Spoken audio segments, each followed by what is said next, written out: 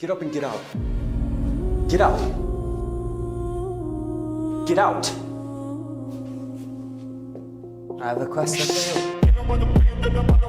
Say Christ is Lord. Say Christ is Lord. Say it. You say Christ is Lord. Get out. Get out. Christ is Lord.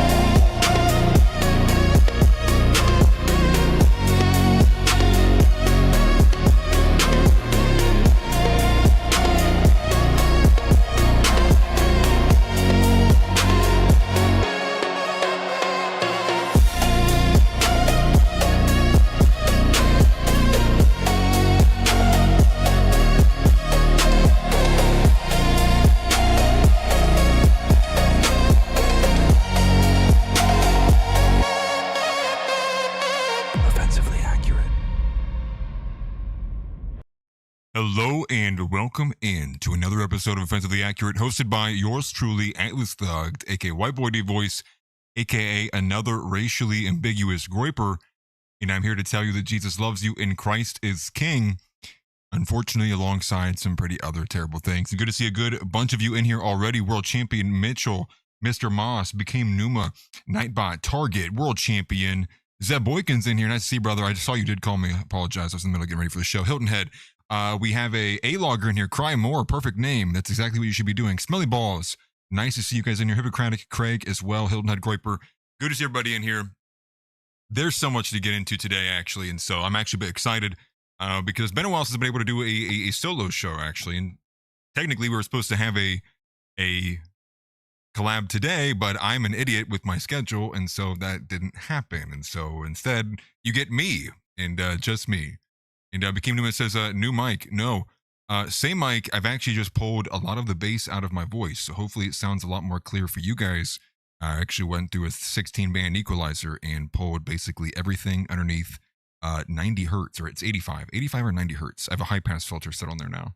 So hopefully it sounds okay. If it sounds bad, let me know. I will definitely adjust. Please let me know. A lot to get into. We have obviously the featured story of today, which is going to be the fact that there is now, and it's kind of been happening already, but really we kind of got it's now overt and in the open, this proxy war between Nick Fuentes and Tucker Carlson over JD Vance. Thus, Tucker Carlson actually being the proxy for JD Vance. This isn't Nick Fuentes going at JD Vance specifically. This is Nick going at Tucker, because Tucker is basically taking the heat for JD Vance, basically acting as a operative for JD Vance. Now, Tucker is more so in the vein of being the overt, maybe public and pundit version of this. We actually explored this both in video format and on the live streams, as Joe Kent was actually doing this too.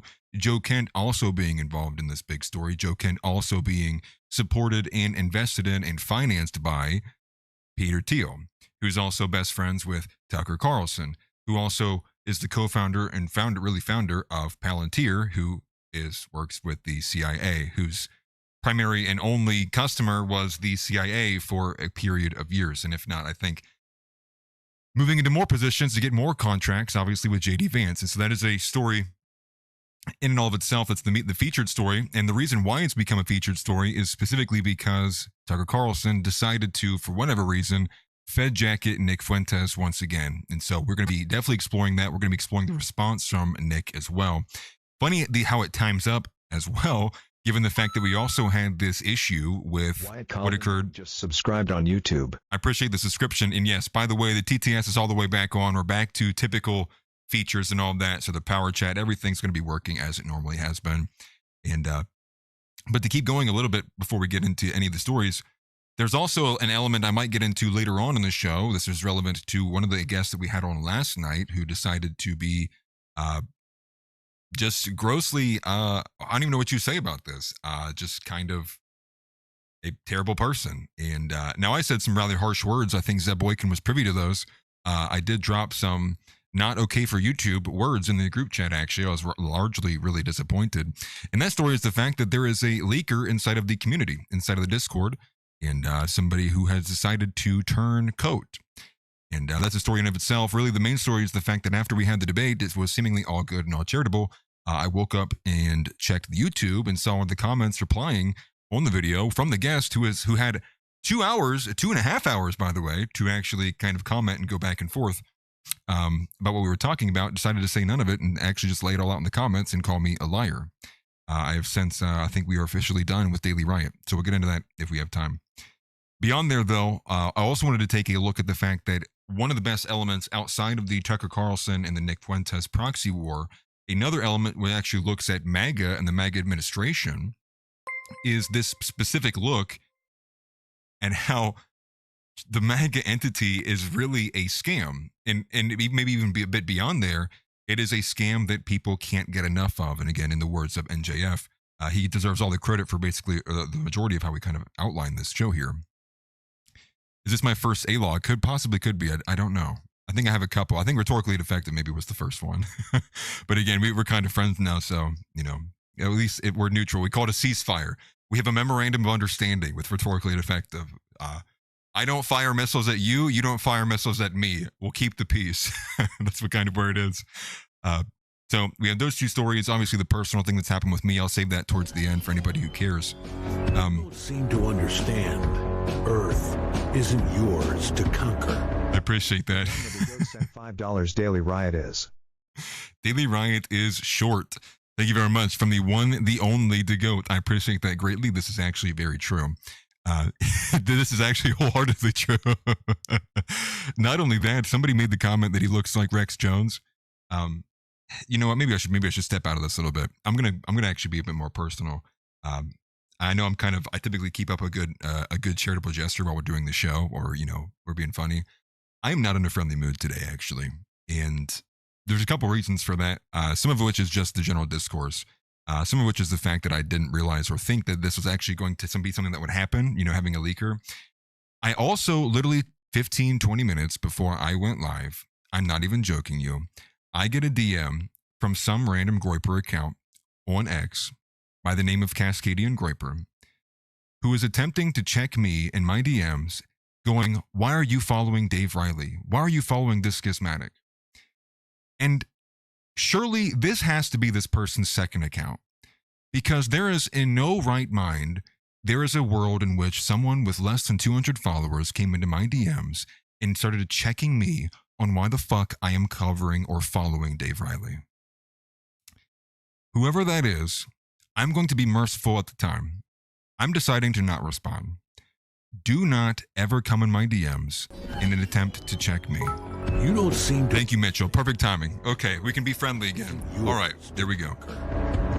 At Mitchell Black SD2KR sent $99 on I'm sorry Zeb, but as Atlas personal unofficial secretary, the earliest I can schedule you for a phone call is 2 weeks from now. That's actually hilarious. I appreciate that. Thank you for the super chat, Mitch. That's hilarious. And yeah, I think maybe either I think Tix might be a little upset. I think Tix is Tix is the well, I can use two secretaries. That's fine. We can roll with both. That's cool with me. But I do appreciate the super chat. Thank you very much, Mitch. I do appreciate that. So with those kind of moving aside, going back into what I was going to say with the Trump and MAGA element, the reason why I find this to be very particular and specific to cover is because not only is it like, are we gloating and doing this kind of victory dance, this victory lap around what MAGA is, not really effective or productive, but it is, it's cathartic. It's like, hey, we told you so. The reason why I find it to be specific to cover this, and so we have the details of what this enrichment has looked like, what this rug pulling with the crypto is looking like, what this to the tune of $3.4 billion over the course of, are we even 2 years into the administration? I guess so.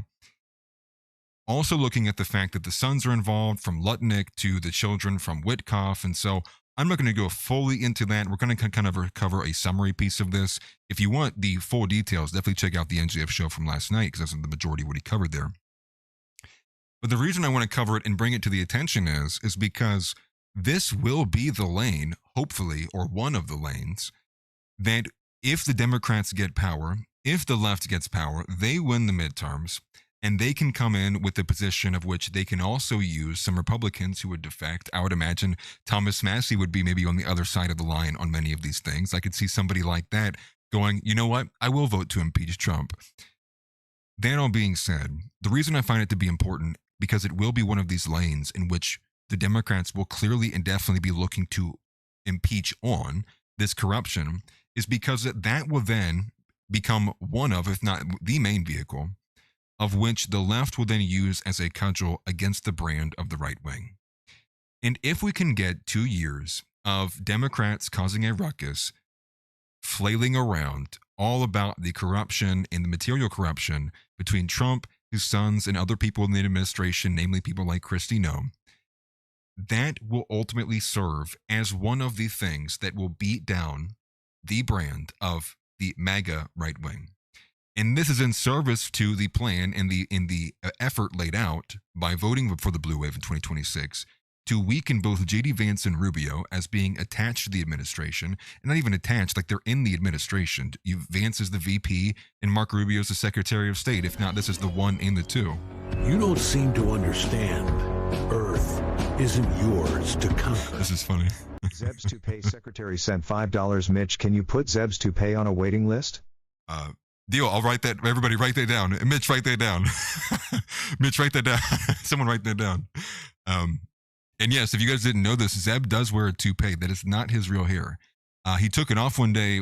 When we were in the green room, and I kid you not, it set a fire to a piece of paper behind me because the baldness of him caught the light just right in his room that it literally, the beam came out of my screen and shot behind me.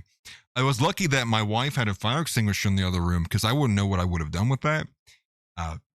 But it was okay. And he made a promise to me that he would never go bald again, because it was honestly like, I was honestly terrified. Like I had been scared in a long time, but when that beam of light from Zeb's bald head came through the screen, I thought it was it. I started praying and everything. The mustache is real. That is actually Zeb's politics aren't real, but his mustache is real. And so he can at least hang his hat on that. Okay, we're not gonna trash Zeb. I love you, brother. But anyways, the point being with the vehicle of the corruption is we want to hope that we can push this information as much as possible, because the most productive thing that we could actually do for the right wing would be to put the MAGA people on their heels. Put the administration, everyone attached to them, anyone else. Because even if it's not Vance or Rubio, say that their brand gets weakened from, Rubio's just a neocon. JD Vance is just an entity, an element, a puppet for Palantir to basically give them contracts to boost Peter Thiel, I always forget his name, but Peter Thiel to the level of like a Jeff Bezos or something. And you would have to think that's probably one of the agendas. I mean, he's already super loaded, but some of these people, it just goes and goes and goes. And that way, even anybody else attached to the administration, whether it be Pam Bondi, Lord have mercy, dude. Let's just say this right now, Lord have mercy if they push a woman on the right wing. It's over. But anybody else who may potentially even be seen as a third or fourth candidate. And again, the reason being is to usher in, just like how everybody remembers the 2015, 2016 primaries, when there was like 40 people, on the primary stage. I remember it clear as day. It was like the Zohran Mamdani scene. There was podiums all like in a massive circle, and there was just like, I think it was like 16 or 17 different at the very beginning, like primary candidates. And why is that helpful? Well, what's the purpose in that? Well, the purpose in that is you open the floor, it weakens the brand so that so many other people find it viable to be able to actually run. That way, when they don't go to run, they're not looking at a 40% chance for JD Vance to win the Republican primary, or like more likely like an 80% when we get closer to it, because then the donors aren't going to be excited. The financial backers aren't going to be excited to put any real kind of substantial amount of money into somebody. You don't seem to understand. Earth isn't yours to conquer. I didn't know this. Ked's Dead sent $3. Vance get infinite backshots Tsukiyomi from Teal. I didn't know that. You don't seem to understand. Earth isn't yours to. It's funny. Mitch sent $5. Dinner is on me, sport. I appreciate that. Here we go. good. Speak. I love this video. Thank you, Keds. Thank you, Mitch. I appreciate it. Gentlemen, this is Democracy Manifest. Have a look at the headlock here. See that chap over there? Get your hand off my penis! This is the bloke who got me on the penis before. Why did you do that? Up in the car. Get some cups. For what reason? What is the charge? Eating a meal? A succulent Chinese meal? Oh, that's a nice headlock, sir. Oh. Hey, I can actually get a succulent Chinese meal for about $9 across the street. Good one. And you, sir, are you waiting to receive my limp penis? How dare get your hands off there. Ta-ta! Goated clip, man. I love it. Thank you for all of that. I appreciate it. That's what makes the show fun. Is doing stuff like that. It's hilarious. But yeah, I mean, and again, what you ultimately get is you want to be able to get to a position where you have these financial backers who then are feeling like, well, wait a minute, if Vance's brand is super weak, if Teal looks like he's pulling out, and oh no, it looks like there's not as many donors, and it looks like people are struggling to pick between Rubio and Vance, and there's all this curiosity of like, well, the Democrats are really kind of surging, like, is it worth putting? That opens the door for other kind of second level and mid-level donors to go, well, maybe we can put our money behind this guy. And obviously there's no candidate in name right now, but it's in theory, it opens that channel up for someone who can walk down that path and be, even at the bare minimum, like a protest candidate who can throw a wrench into at least knocking off JD Vance and Rubio. Rubio indefinitely. If Rubio doesn't win this year, he's never going to win. Vance will have the chance to come back because he's got the name brand in him. Rubio specifically is somebody who needs to have the MAGA attached identity to him, along with the momentum from MAGA to have any kind of meaningful chance to win. Those things are gone, and they'll definitely be gone if the left is dancing on the grave, if the New York Times is publishing every other day, oh, here's 5 more points about the crypto rug pull from the Trump Melania coin or whatever they're calling it that you didn't know. And that will help to serve as more ammunition to weaken the MAGA administration for what it is. On top of, and again, this would be additional supplementary icing on the cake for everything that's already happened, which is the betrayal on the Iran war. Most people feeling the betrayal on the Epstein files, most transparent administration of all time, golden age, big one being the no deportations. But all of those betrayals are already like the main, they're the main course. That being the dessert on top, giving a full meal for anybody to look and go, yeah, F everybody and anything that's associated with this. That's the goal with that. And that's why we're going to bring attention to it. A couple of some other stories here too. We'll probably touch on Matt Nuclear as well. Matt Nuclear is still MIA. This is now drawing questions into the fact of maybe perhaps Matt Nuclear is being fired because inside of the contract, and maybe those who did not have a chance to see it, inside of the contract that between the Daily Wire and Matt Nuclear, well, very specifically to these first opening 60 days, which he is still well within. I believe we're on week 2 or week 3 now, somewhere in there. So we're getting close to being halfway through. Even inside of the 60 days temporary portion of his contract, he is held to having to put out and produce 4 episodes a week. He's already behind that. So if he doesn't have these episodes out there, well, probably means he's either renegotiating or he's probably on his way out. That'd be the expectation. Or maybe the Daily Wire just understands what's happening and they're just telling him lay down. You don't seem to understand. I appreciate this. Earth isn't yours to conquer. Anonymous sent $5 at the droid army as a joke, but we need to look into infinitely scalable techno-union time. That's we need a droid army.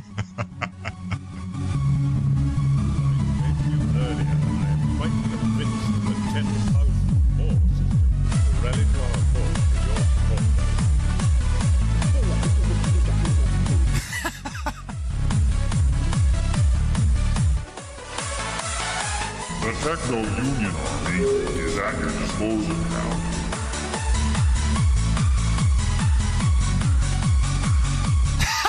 He's dancing.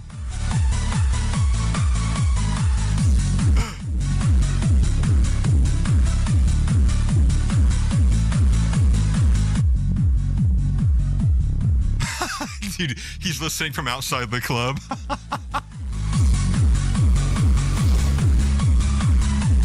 I've never seen this before.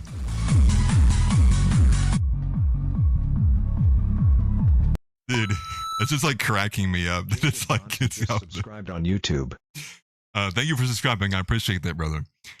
Don't worry. For every subscriber I gain, YouTube comes and deletes 10 more. It's lovely. I love it. I love it. Also, another point here too. I'm going to add this as well. This is another personal thing that's happening to my channel. In the last... You don't seem to... Earth isn't yours to conquer. Mitch sent $5. Here's another $5 because that nigga Donnie Brook basically called me poor.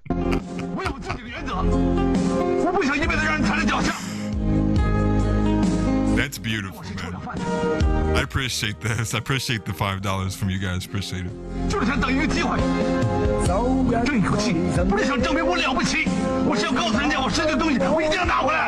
Another goated video. That one's beautiful. I love that. And thank you guys for sending in the chats. I do appreciate it. But the personal effect of what I was going to, and what it does actually is this happening. It makes it so much, it's like training. It's like, can I keep my thought process, my train of thought? Like I'm ducking and weaving, you know, it's like, it's like, we got to stay on track. We got to stay focused. It actually helps. It keeps me pretty spot on here. But another personal effect that's happening to my channel specifically is this has been happening since 2 days ago. A Glenn Greenwald video I put out 9 months ago, along with 3 other podcasts of mine. I think it was both episode like 138, 150, and like 168 were all struck. It was some kind of copyright strike. And well, not even a copyright strike. It was like a copyright like warning or something like that. And the wild thing about it is, you know what was the connecting element between every single one of those things? They were all Tucker Carlson clips. Every single one of them. So someone has retroactively went back and claimed things, because you understand how it works on YouTube. On YouTube, when I post the video, the creator of said video, if I'm using their content, will get a notification literally the day of, because that is how the ATS system works, right? The automatic tracking system. What's up, Toy Gripper? And so they should have, if they wanted to claim it then, they should have claimed it then. And we're talking about months old content. The Glenn Greenwald one specifically is like literally, I think it's almost like 11 months old. And so now here they come back in, and now I'm getting claimed.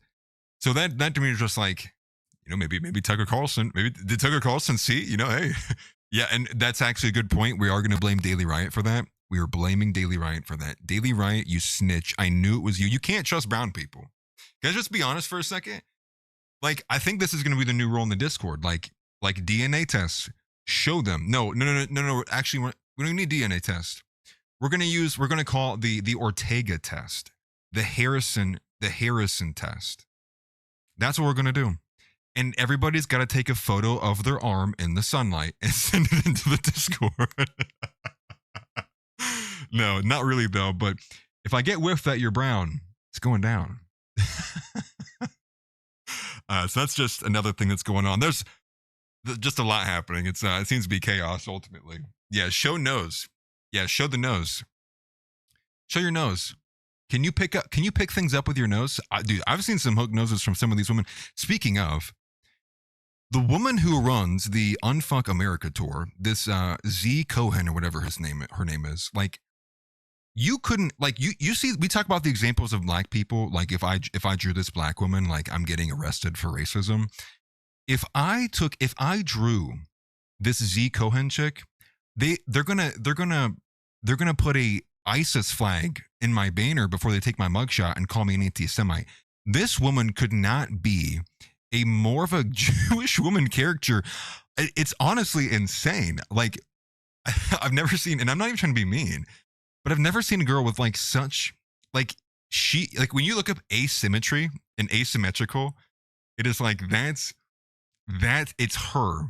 It's like, bro, it's like someone put her face and I grabbed her in the character creator and I'm like, just pull the whole left side down. That whole left side of her face, just pull it down. They're like, how far? Just keep going. Keep going. When do you keep going? Keep going. And eventually it's like, okay, now we're good.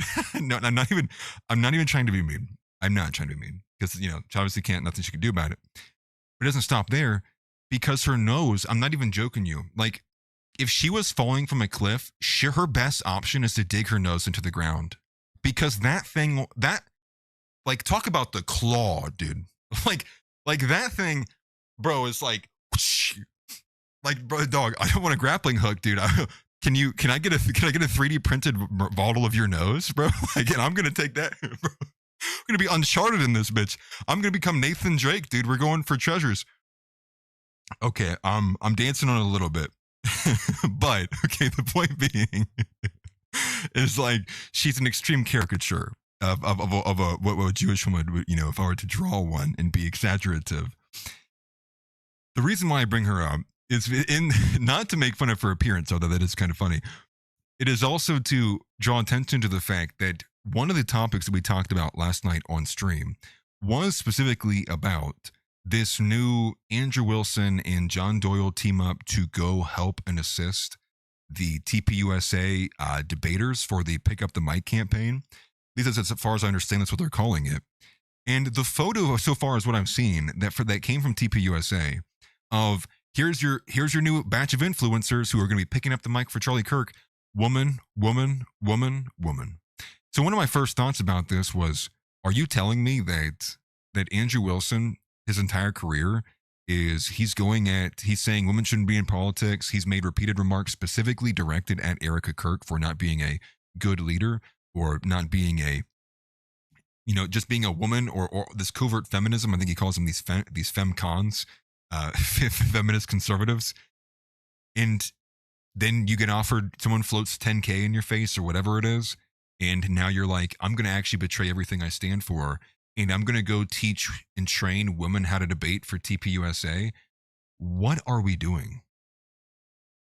Now, I don't have anything deeply, against Andrew Wilson at all. Andrew Wilson is somebody who I highly respect, wholeheartedly.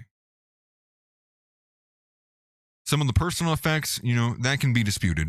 But in terms of like the work he has done and as a debater, like I can respect that. I think most people can look at this guy and go, yeah, I mean, like he's out here.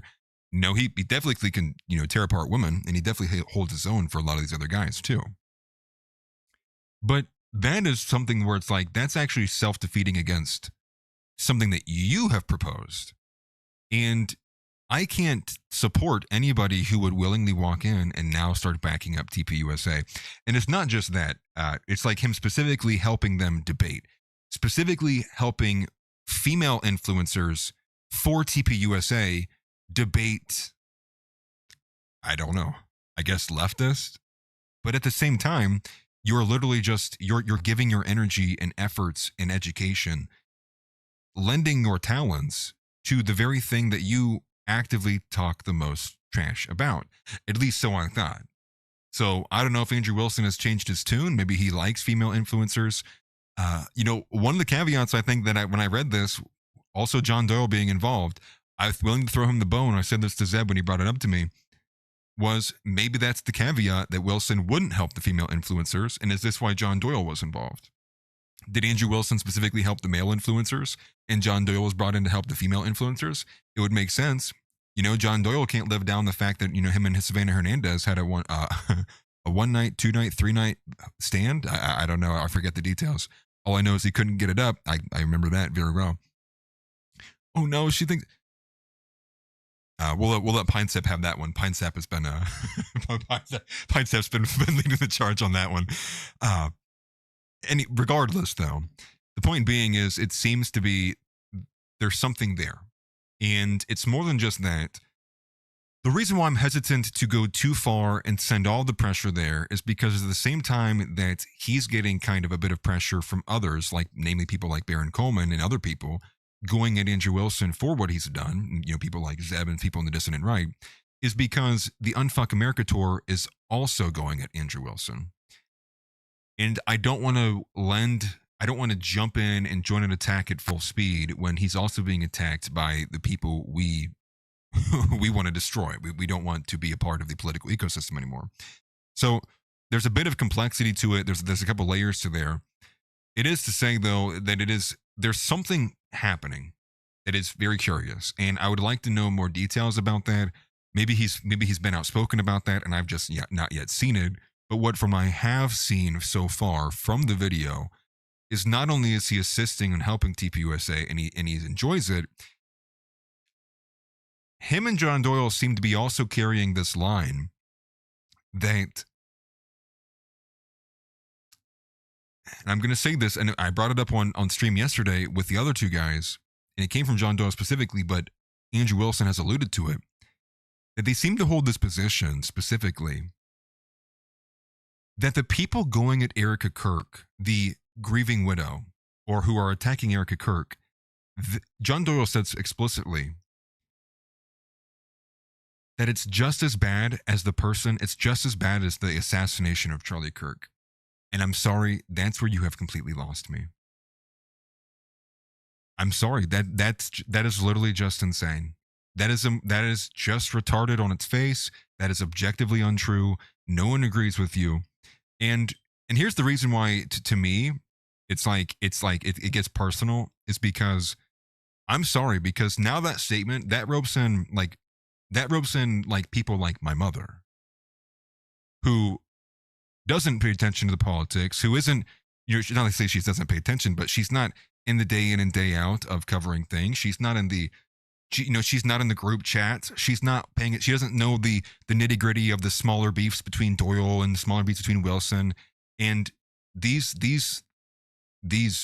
I don't even know what you call them, John Doyle specifically, but you're going to now call people who had natural reactions to Erica Kirk being a absolute buffoon on camera, and you're going to call them evil. My one and only response to that, and I'm sorry it's explicit, is fuck you. On the day that she gave the concession speech, or supposedly the eulogy, but it looked like a WWE fireworks festival, not only did I get comments from people in my family, I had friends from across the aisle. I had friends, a lot of people hit me up that day, from people from Texas. I had people from California, and I had people from New York commenting, asking me my thoughts about it, because to them, people who aren't even a part of the right wing, who don't even care, or left of this. Seem to understand. Earth isn't yours. Oh, you might be a little behind. At Rex_Crassus sent $0 on I would be the only person left in here. That's funny. The only white person left in the server. That's funny. I appreciate the super chat, brother. Thank you. But that is one thing I'm not going to let go of. And I'm sorry. It is objectively real that what we are paying attention to when we have seen Erica Kirk is just odd. It's cringe. Now, that is not the majority. That's not the majority, though. Or that is the majority. Forgive me. There's like a smaller minority of people who are like, very seethingly and like angrily going at Erica Kirk, like following some of these probably older Candace lines of that, saying that Erica Kirk has maybe perhaps participated or is knowingly covered up. And okay, but that's not the majority of people where they are on the issue. The majority of people are just like, this is really weird, and it feels performative, it feels fake. That doesn't automatically come with the claim that oh yeah, and she's also this, and she's also this, and she's like, nah, and she's got like these strings over here. She's got a mustache behind the scenes. It turns into black and white. She's got the bowler hat. She's like tipping it. She's like tiptoeing behind the scene. That's not the majority. The majority of people are just like, hey, bro, this is really effing weird.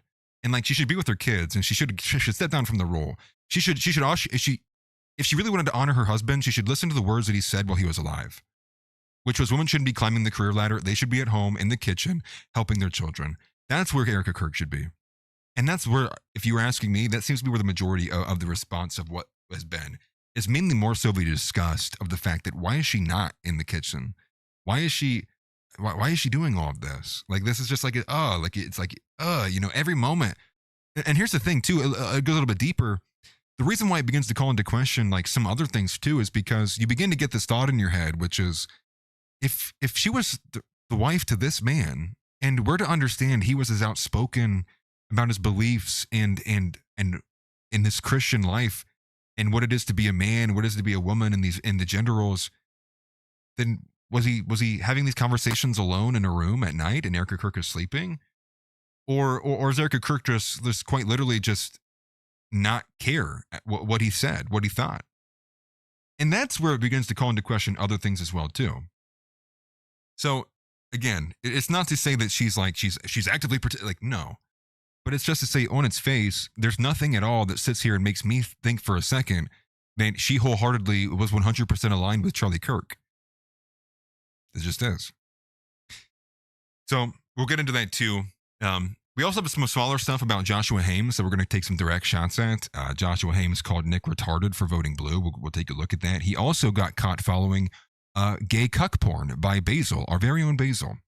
Him and Benny also, I think it was, I don't know which one, but Benny and Basil, they covered it on the Benny and Basil show, actually, funny enough. Namely, and Joshua Haymes was apparently caught following some weird gay cuck porn. I'm not even joking you. And so they did a good job on their show when they were covering it to not show the full thing. I will probably only play a portion of the clip so you know it was a thing that happened. We'll probably avoid getting close to the video being put on screen. But it's pretty curious. And and so now we have this Reformed Red Pill guy. He is on YouTube as well. You know, you can feel free to respond to this if you would like to. Again, anybody who I take shots at, feel free to respond to. I'm wide open. My @ is all over the place. At Atlas Thugged. If you want to find me on X, it's at Atlas_Thugged_. You can find me. I am there. I'm present. But we're gonna respond back, and we're gonna respond back specifically to the claim of that too. We'll say that there towards the end. And a couple of smaller ones too beyond there. Tucker Carlson. There's also a thing that came from the Atlantic. I don't know. Maybe it didn't come from the Atlantic. Regardless, there's now a report that Tucker Carlson is willing or is potentially willing to begin to build a third political party. I think Laura Loomer was the one that blew the horn on this. We'll take a look at that. And then per the Atlantic, Fuentes is actually winning over the TPUSA chapters. Many, many different comments are coming out of this. Pause. A lot of them seem to be nodding the head and basically saying, no, Nick is the direction of which we are going. And it seems to be that there is a lot of this kind of breakup of these TPUSA chapters. And this has been going on since the assassination. Understand that there's been many, many. Some have been way more outspoken than others. Some have been very outspoken about they really are, they're getting weird vibes. They're vibe checking Erica Kirk. They're like, actually, I think maybe she did do something that I don't like. Some of them just say that they didn't like the direction TPUSA seems to go. They seem to think it was in contradiction with Kirk. Some of them were even saying they felt like they had a distaste in their mouth for the fact that they were wielding Charlie Kirk's death as an asset, as an element to continue to churn the profit model of what TPUSA is. So now we're getting some more reports from the Atlantic, and we'll look at some of what they said in the article that Fuentes is turning it over. And Fuentes is here to continue to win over the youth. At least it seems to be where Gen Z is largely at.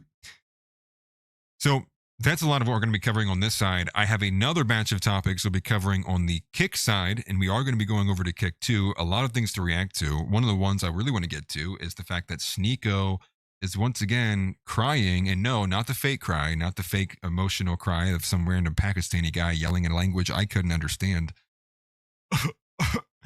Not that one. There's another one because Sneeko is now crying about Nick's take on Citizen Vigilante. And I have kind of a long-winded response I want to give on that too. But we'll get to that when we get to the side on Kick. So without further ado, we're going to start again. We're going to start with the actual main theme of the show, which is going to be that Tucker Carlson is Fed-jacketing Nick. So let me go ahead and switch this over here. Let me find the correct screen. And we're going to switch this over for you. And we're putting this up over here. And so this was the latest attempt. So we have it right from S-Clips, White Sox. For those who might have missed it and haven't heard it, we're going to just go ahead and play it so you guys can hear it. And surely Tucker Carlson will try to copyright me for doing commentary on this small clip. You're familiar with the rough outline of this. But the one fact that is true is that this did produce the largest FBI investigation in American history. 5,000 agents were involved. And in the end, they arrested about 1,500 people on federal crimes. And a bunch of those people went to jail. Now, not everybody who is involved that day on camera, provably involved, including people who encouraged others to breach the Capitol, to go inside to break an obvious law by going into a locked federal building. Not all of those people wound up being charged or serving jail time. Nick Fuentes, for example, was on camera encouraging people to storm the Capitol. He wasn't punished for that, apparently. Certainly didn't serve any jail time over it. Ray Epps didn't serve any jail time over it. Same thing. What is that? Maybe just a weird anomaly where the feds spent years in the, again, largest domestic criminal investigation in American history, charged 1,500 people with federal crimes, but just missed a couple who were on camera encouraging others to break the law. You know, things happen. Bureaucracies are famously inefficient. Maybe they just kind of forgot those guys. Or maybe something else was going on. We're still arguing about that. Yeah. Oh, wow. Crazy framing deposit on. Holy crap. Eventually, right. But with minor charges. He never even had to come into Nick D.C. Fuentes never got charged with anything, No. which is kind of crazy since Nick Fuentes was calling people to rush the Capitol. What is that? A lot of people. There are a lot of there's characters that are on video, and there's a tremendous amount of video beyond the Capitol Police CCTV. Which, by the way, that video has no, the CCTV, as you. Okay, I don't care what this guy has to say. There you can see it. So not only does Tucker Carlson do what he does on his shows typically, which is he addresses something like at the beginning in like a kind of a solo portion, which I think most people probably saw that minute clip from the first part.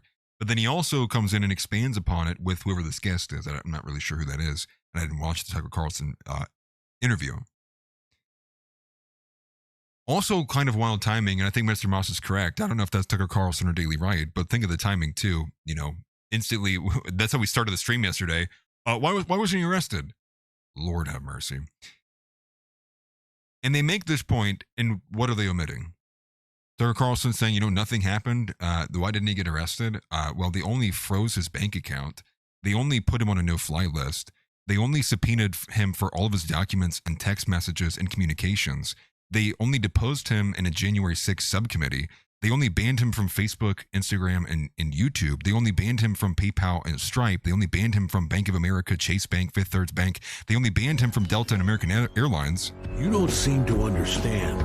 Earth isn't yours to conquer. Oh, that's a great point, Ked. Sent $3. Are we just going to forget that Tucker said he has over 100 hours of footage from January 6th, which he never released or talked about after mentioning having it? That's honestly a beautiful point. And it's honestly crazy because every so often you find and you remember these things where you're like, wait a minute. Yeah. What never happened with that? Why didn't that never get corroborated? And so like in the same vein of this, you go, oh yeah. What did happen to all that footage? Why was it not given to everybody else?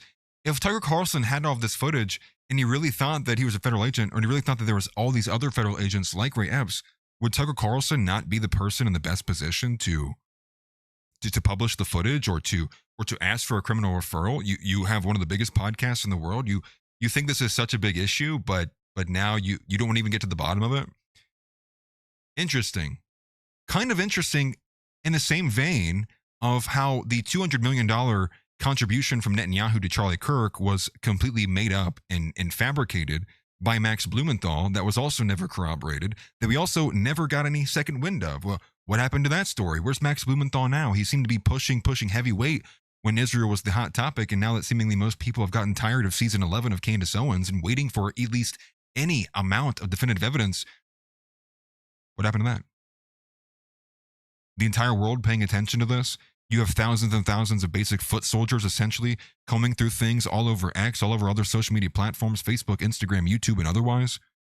Not one thing, not one communication, not a single, nothing, not a singular definitive thing beyond the same evidence that we had for the moment and the day that it happened. Again, a lot of places you could go with there. The main point being is obviously things did happen to Nick directly after this. He was subpoenaed. And the point being is what you have here is Tucker Carlson's clearly omitting that. And he's bringing it up once again. But is Tucker Carlson bringing this up in the vein? Because let me put this on Tucker because people are going to think I'm talking about this old boomer. But he's not bringing it up because he thinks that Nick's a fad. He's bringing it up as another element to try to discredit Nick because Nick is he's beating the brakes off of JD Vance. And he's been beating the brakes off of Tucker Carlson. And he's been beating the brakes off of whatever this JD Vance entity is. That's what Tucker Carlson's doing it. He's trying to go back to discrediting Nick. Weak attempt. And you know why it's a weak attempt? So we're going to actually run through Tucker Carlson. Tucker Carlson, we have a few points on Tucker Carlson. And I think Nick did a good job on this too. And again, I'm really just amplifying the message from Nick. And again, because full send on America First, full send for NJF. Really, again, the majority of all of this, again, understand it coming from Nick. And so, as much as people might think I'm smart, I'm simply just a loudspeaker for America First. So some of these points on Tucker Carlson. And Nick did say he does plan to push a project or get the project and the ball rolling that will further expose these people. Tucker Carlson, JD Vance, Joe Kent, the Rockbridge Network, all of the above included. Tucker Carlson's dad told him himself that he didn't make it into the CIA. And we have some back and forth on that instance as well, too. There's a great edit from Yeezy's cell, which we'll look at directly after this. But, he's in the CIA. Is he not in the CIA? My dad told me, I'm going to Pakistan. I'm, what all is that? Obviously, Tucker Carlson, Dick Carlson, was in the CIA. He was also a major portion of, I believe it's called the National Endowment Program. So, again, what was Dick Carlson doing? He was in charge of a bunch of these distinct programs. He was in charge of doing color revolutions, around the world. That's who Dick Carlson was. He was an actual CIA agent. I believe he was even up in a higher position. If not, I don't think he was the head of the CIA. But he was in a top position for a long time, specifically under programs pushing for color revolutions in other areas. What is a color revolution? Well, it's a fake revolution meant to be instrumental in terms of serving up a regime change, or in the effect of destabilizing a regime so much so that you gain leverage in some way that you otherwise would not, to avoid going to the battlefield.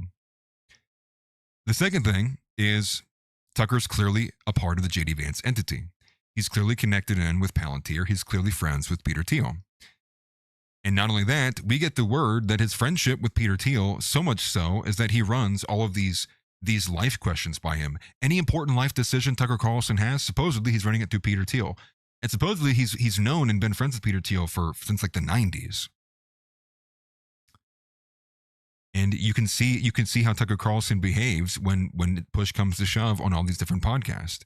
Nick, again, doing a great job being, illustrating this, but Tucker Carlson talking about Nephilim, Tucker Carlson talking about astral projection, Tucker Carlson talking about, yada, yada, yada. You go down the line. But when he's asked by Jack Neal about Palantir, I don't know. Oh, that's a good question. I don't know. I guess I'd have to think about it. I don't know. What is Palantir? Well, Palantir, what even is that? That's a good question. He just instantly becomes retarded. All of a sudden, he no longer has any supplemental information. He has nothing, which is interesting because he's like best friends with the person who co-founded it, and he has been for years. And it's interesting because what is Tucker Carlson's job? Who did he work for? Well, he worked under Rupert Murdoch for a long period of time. And not only that, he has specifically been doing what? Covering the effing news. You've covered Palantir. You see Palantir appears. Tucker Carlson, he just can't see it. Is this a part of the Carlson DNA? It's a gene. It's an unexpressed gene. I don't have it, but he does. Where Palantir news comes across the feed, he simply can't see it. He can't see the word Palantir.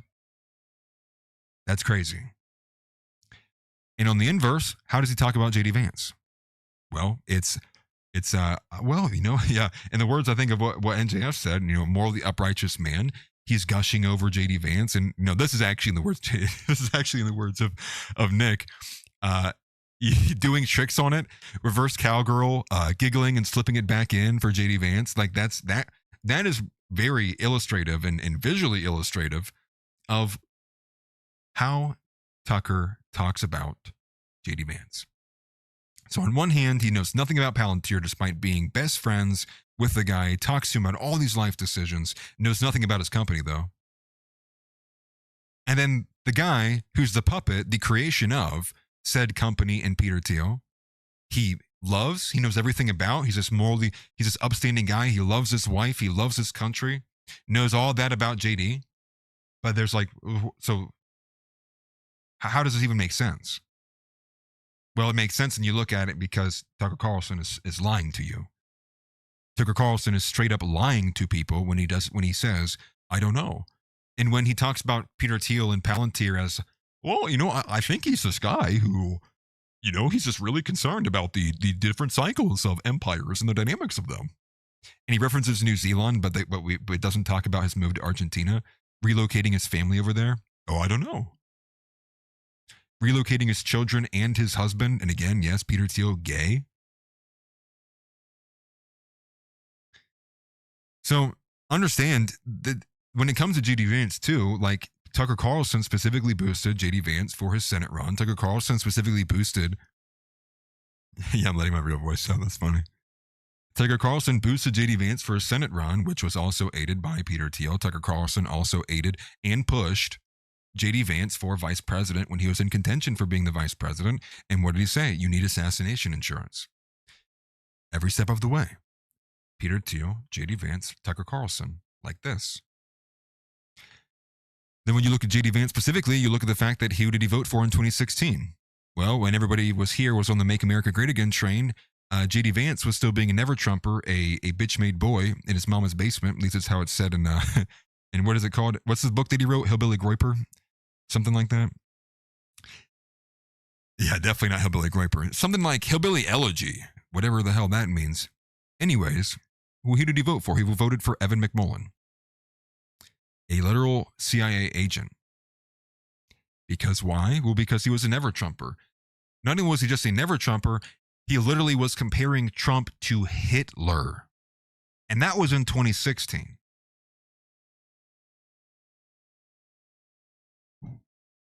And bada bing, bada boom, he's the vice president 4 years later. 8 years later, I should say. And like I've said before, I'm sorry. I do not trust any 30-year-old man who can go from a never-Trumper calling Donald Trump literally Hitler, especially for someone. This isn't a random guy. This isn't Joe Cool who's working on his AC unit in his backyard and runs the mechanic shop. We're talking about a guy whose life was in politics, who then spun up and spun around doing a bunch of who Lord knows what between different venture capital firms. And again, working alongside Peter Thiel. And I can't remember, it was either Anduril or Methroid. Maybe it was both.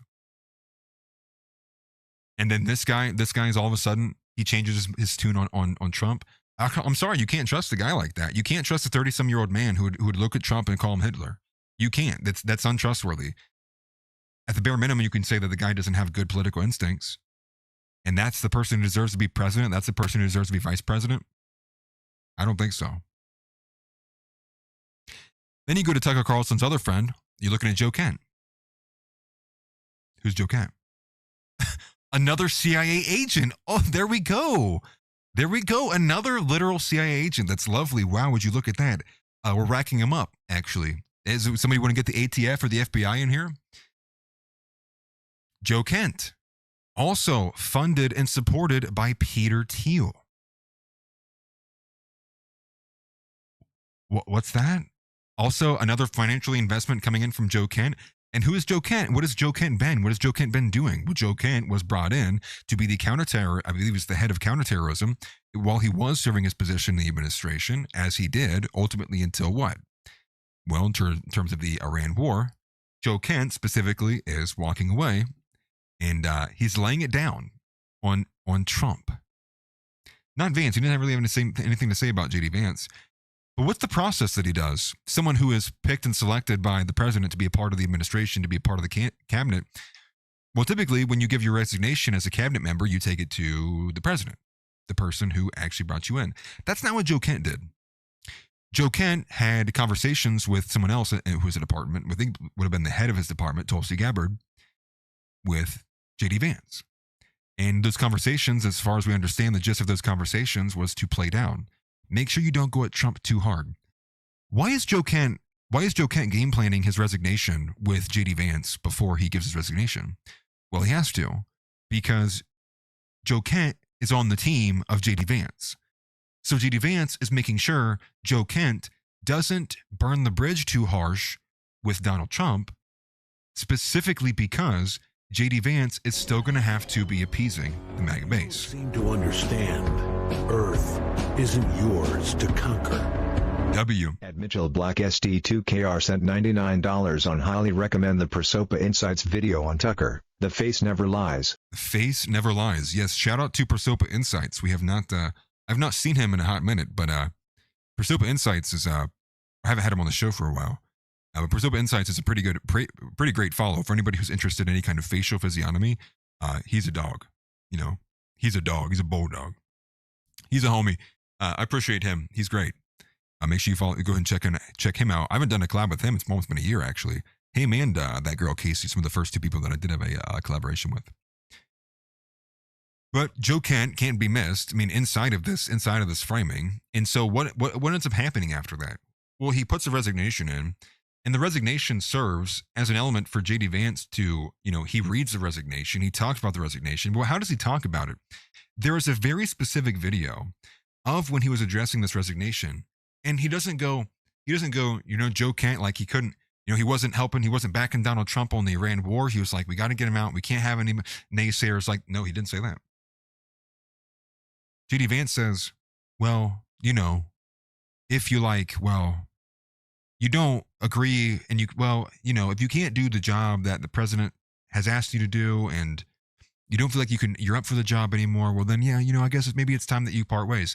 So not going at Joe Kent, not harshly disavowing Kent, while also holding the line for the MAGA base of very timidly backing President Trump. And where does it go from there? Well, Joe Kent, it was daily there for a while. Do we not remember this? Daily. Joe Kent's being brought on podcasts. He's putting out videos of his own. We have to restrain Israel. We have to restrain Israel. Israel has to be restrained. We must do it. And why is he doing that? Well, for one, you know, if you're looking at it if you were to give him the most benefit of the doubt, you would say, well, Joe Kent sees it for what it is and knows that, you know, the only way that we're going to get an effective ceasefire is we have to actually restrain Israel, which is the driving force of the Iran war. There's also another window you can look at it, which is that ultimately the Israel critical portion is going to be a lot more relevant when it does come time for the 2028 election. And being that, you're going to need to be able to speak to that in some meaningful way if you are to get a winning chance at the presidency. And so instead of JD Vance leading from the front, well, he sends his pawns first. You ever seen a game of chess? He sends his pawns first. First went Tucker Carlson. Tucker Carlson, basically in the same vein of Candace Owens, stepping in, I wouldn't say at her level, but maybe just underneath her, also being Israel critical. Now, definitely not to the degree or to the depth of what Candace Owens was doing, but he has been a lot more outspoken and was increasingly so. Joe Kent, the second pawn, pushes forward in a much more verbose and overt way publicly, thus offering a channel for if JD Vance does go and decide that he is, wait a minute, perhaps you're right. You know, like the performative theater element of this. And then when JD Vance comes to a more Israel critical side, it will look as if he's not the one who's leading everyone else, but that thought, that theory, that position was becoming popular, and JD Vance moved to it. Now, it would serve for a few different reasons, both politically and being expedient in terms of winning an election, but also in the sense of, too, that the Iran war is the number one thing that is going to be acting as the burden, the weight, the counterweight to JD Vance's presidential run. Because if the Iran war is going on and still going on in 2027, who in their right mind on planet Earth is going to be voting for 4 more years of that? So, what do they got to do? They got to start putting pressure on Israel, specifically pressure on people like Netanyahu. And if you could put pressure on Netanyahu, who has an election coming up, and as far as I understand, the latest that election can happen is in the middle of October, well, you put Netanyahu in a position where now he's got to both entertain the war advances, the war wishes of what Israel wants to do, while also being able to maintain and remain the leader in the country. And it puts him in a position where he's got to begin to think about these things. Ultimately, if you get a position where Netanyahu is removed from power, well, that's going to put a pause on the war, at least in a temporary sense, until they get the new prime minister in there and then we get the change of order, and then they can come back and resume operations. But perhaps it would serve as just enough breathing room for JD Vance to culpably make a campaign. Or perhaps it would serve to be maybe a year, 2 years of a pause. Enough time for JD Vance to run a campaign without people feeling like the threat of the Iran war is going to be continuing. So there's a lot of ways that you can look at this. But it's obvious that Kent and Tucker and Vance and Teal are all on the same team. They're all a part of it.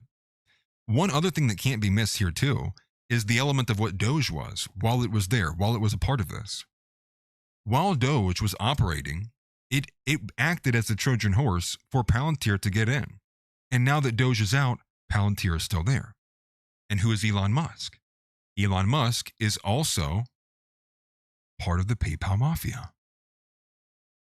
And that also ropes in people like Joe Lonsdale. And so you can begin to see that there is a bit of a wider web.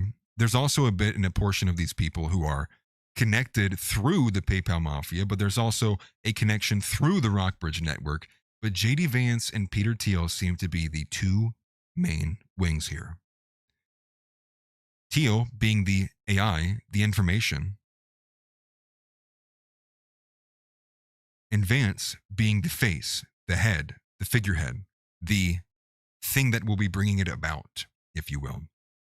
The person who then can give the contracts to Palantir to be able to put Palantir and Peter Thiel in the winning hand position. And let me go ahead and I'm going to relink the power chat here real quick. We have 2 more points on Tucker Carlson. I apologize. It does this thing once every hour. And we should be back as soon as it connects. There we go. So then you have Joe Ken, this connection there. You also have the fact that Tucker Carlson's nephew, Charles, works for Palantir. You also have the fact that Tucker Carlson's son, Buckley, not his brother, works for JD Vance. And you also have the fact that David Sachs and JD Vance are close confidants. You know, so much so that Nick even suspects that David Sachs is going to be the chief of staff for JD Vance. And what's crazy about this is I did a little back digging. You can go find it here too. David Sachs quote tweeted JD Vance, who was praising Susie Wiles as a selection for chief of staff. And then what you have is David Sachs praising JD Vance for it being a good pick. I don't really know if we need to go find it, but you can find the tweet if we go David Sachs. See if I can find this here. I don't know. Maybe I'd have to look it up outside of this. X's search feature has been so bad, but you can find the tweet. I did see it earlier today. You know, if you don't trust me. And it's just a big old glob network, patronage network, even between all of these elites who are in no way, shape, or form dissident right. It's made up of a never Trumper. It's a gay homosexual tech bro. It's a flip-flopper, whatever Tucker Carlson even is. Lord even knows what he is. Is he a deist? Is he a Christian? Is he a Democrat? Is he a Republican? He's really seemingly whatever JD Vance and Palantir need him to be. David Sachs, Joe Lonsdale, Joe Kent. Again, CIA being a connection there. So the wild part about this is that it is so in your face. Like it is like literally right in front of you. All you have to do is look at it. Would you just look at it? Would you just look at it? But that is the purpose here. That is what we are looking at when we're looking at this element. Now, one thing that can't be forgotten, and I'll just go to me for a second, is how much Tucker Carlson has lied. Not only just lying about Nick, but when we're talking about lying about himself, who he is, and what his background here is. So let's go ahead. For any people who might still be on the fence, forgive me, that's a terrible word. For any people who still might be on the fence, man, about Tucker Carlson, I'm going to play this edit from Yeezy Cell, and we can watch as Tucker Carlson goes flip-flop, and he contradicts himself over and over and over again. It's a great edit from Yeezy Cell, but I'll go ahead and put it up on screen for people to see. My dad as a CIA, and he's attacking my dad as a CIA, his dad's in the CIA or whatever. And I'm like, well, that's no, untrue. Then my father dies, and I learn actually, yeah, was involved in that world. I was completely shocked by it. So no one has to believe me, but that's just a fact. Right. So he's saying that he didn't have any clue that at all that his dad was in the CIA until after he had passed, meaning there's no communication between him and his father about it, but that he learned from like third-party people that his dad was in the CIA. Now get ready for the rest of it. This was in March of this year. And so when I applied to CIA, and I've taken a lot of crap, including from Putin, like, oh, you're from a CIA family. Well, yeah, obviously my father worked in conjunction with CIA. I mean, that's what that is. And I tried to join the CIA. He had a bunch of them. He ran the Voice of America for a long time, maybe 5 or 6 years. He was an ambassador in Africa, and then he ran something called the Corporation for Public Broadcasting. I mean, the guy who took out Mossadegh lived on my street. One of the Roosevelt CIA officer. So, I mean, again, I grew up around this stuff, but that's why it's not happening. But they seem to be doing so many other things. I mean, I applied to CIA. My dad worked with CIA. I was never against CIA. I thought only like dumb liberals were against CIA, you know, and traitors or whatever. So my views on CIA have evolved based on things that I have seen and personally experienced. You took a pretty well publicized trip with your father. That one's pretty specific here. We're going to replay this portion here. Listen very carefully to what he says about his experience. I mean, I applied to CIA. My dad worked with CIA. I was never against CIA. I thought only like dumb liberals were against CIA, you know, and traitors or whatever. So my views on CIA have evolved based on things that I have seen and personally experienced. Seen and personally experienced. But he didn't even know his dad was in the CIA until after he died? So which is it, Tucker? Are you lying about this, or are you lying? No, we know what the answer is. You are a liar. And this is what happens when you begin to talk on the internet, and you realize how hard it is to keep a lie down when you talk on the internet for hours at a time, over and over and over and over and over again, and specifically when you take on Nick the Knife. You took a pretty well publicized trip with your father. Was it about 1.5 years ago? How long has it been? Since we were in Pakistan? Down to Nicaragua for the summer and work and, you know, get involved in the war, you know, and support the side that we thought was right. Where you got left. What's that? What's that? Color revolution? Support the side that you thought was right? Taking trips with your dad to foreign countries because, again, he worked for Voice of America and all these other programs that specifically were just basic faces for pushing color revolutions? For a couple of days. Oh, no, that was when I went to Vietnam with John McCain. Yeah, I had a hassle at the airport. And are you still traveling with your father on trips? We spent the summer in Nicaragua trying to get a sense of the war there, and all kinds of hilarity ensued. But yourself, my father's a great guy to travel with and very amusing and adventurous person who's up for anything. So I said, let's go to Pakistan. Okay.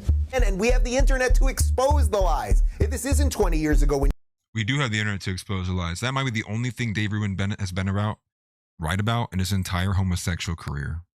Cool. You were on CNN. Yeah. And we couldn't expose things. We can expose it now, and they still do it. Well, I guess I would ask myself, like, I mean, I lie. If I'm really cornered or something, I lie. I try never to lie on TV. I just don't, you know, I don't like lying. I certainly do it, you know, out of weakness or whatever. Crazy. So hopefully that finishes off Tucker Carlson. Well, pause, not like that. Hopefully that puts a nail in the coffin for Tucker Carlson and this extremely weak positioning. And one other thing, I'll just put a cherry on top of this too, while we're finishing addressing this, is Nick brought up specifically this kind of aw shucks mentality, this kind of oh well, you know, like I don't. Yeah, somebody put it out earlier. I don't go on the internet. This is my family barn, and you know, it's like he says, you know, family barn, and you turn around and you're like family barn, bro. It's like I can't even see the door. How do I leave? And you know, it's like, and that's what he says about his recording studio. It's like that's his family barn. He talks about there was one reference that Nick made about this $20 million having to sell your home. And again, you know, he worked for Fox News for 15, 20 years, an exceptional amount of time, making Lord knows how much money. He was one of the top commentators there for a while, specifically while he was working at Fox News. Yeah, my family airplane hangar. This is just my family's local airport. What? Well, this one's a little small, but we do have another one. What? You know, so he's this trust fund baby. Most people don't even realize he was a registered Democrat for like 14, 15 years as well, too. What even is he? It's kind of like Sneeko. What even are you? Who are you? What do you represent? What do you believe in? Or is it just the thing that will probably get you the most money and the most benefit, material benefit here on Earth? that what drives Tucker Carlson? Is all the Christian stuff a grift too? Is he really trying to take aim at all of the people who are on the right wing who would be dumb enough and believable enough to vote for JD Vance? He really cares about his country. He loves his wife. Yeah, his wife who cucks him on religion. His wife who said publicly on TV, looked him dead in the eyes and said, I don't think I need it. I don't think I need it. I grew up in a stable household. His wife is throwing pot shots at her husband, saying that, basically implying that the reason he sought out Catholicism was because he grew up in a shit home. Let me just say it here too, be very clear. It can and only and shall ever be never Vance. I'm at the point where I will vote for a female before I vote for JD Vance and this entity, this hodgepodge of PayPal mafia technocrats who want to involve and push Palantir surveillance systems, who want to employ programs like Daddy's Home and all this other bullshit meant to essentially quell the far right. Isn't that cool, guys? Said the absolute schizo fiend by the name of Alex Karp, who is indeed another one of these co-founders of this company. So, yeah, Tucker Carlson trying to FEDJACKET Nick again. He's going to get dogged on again. He's going to get dunked on again. And Tucker Carlson can probably save himself a lot if he just comes clean and is honest right now about what he is lying about. But he won't. And right now, sees no reason to. Right now, he thinks that it's actually a reasonable enough thing to push and FEDJACKET Nick when you are literally surrounded by In-Q-Tel, Palantir, and the CIA, and the PayPal mafia, and every other person that wants to install some kind of modern-day 1984 system into this country so they can control what we think and say and ensure that there is no far-right rising. We quelled the far right, Alex Karp said. That lives rent-free in my mind. These people cannot be allowed to have power, and they certainly can't be given government contracts that install and integrate their power into the government system. So that's that story. Moving on to the next main featured story here, which is going to be taking a look at this very specific framing of MAGA and what the MAGA scam is. And so, without kind of giving you my take on it, I think Nick did such a great job. We're just going to go ahead and play a clip from him. This is from White Sox Clip. This is a great clip about this. Let me pull over onto the watch page. Here we have it. Nick Fuentes blast Trump for rug pulling his supporters. And again, last night's show was brilliant. For anybody who missed it, you definitely need to check it out. After this. Find out next time after this. No, don't leave. No. I'm just kidding. So first you have the Trump coin scam, which is just, I don't know how he got away with that. How is that even possible? The president rug pulled, the sitting president of the United States rug pulled his fans and supporters. Have you ever heard of such a thing? He created a digital asset, completely unregulated, this Trump meme coin, and told everybody to buy it. He said it's going to be the basis of the financial system, and this is an investment, all this kind of stuff. Everybody bought it. And then people that he told about it in advance sold all their coins to his fans who were buying in, and they rug pulled it. Trump and his cronies used his voters and supporters as exit liquidity after he won the presidential election to the tune of $600 million.